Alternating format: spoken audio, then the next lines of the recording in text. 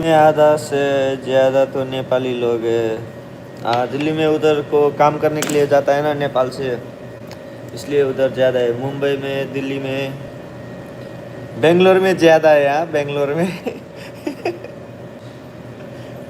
Hello hello silent सुआ, hello. पता ही है क्या हाल है।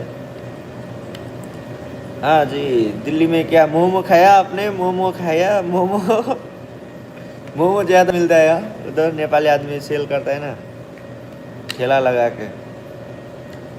हेलो साइलेंट सुआ, कैसे हो?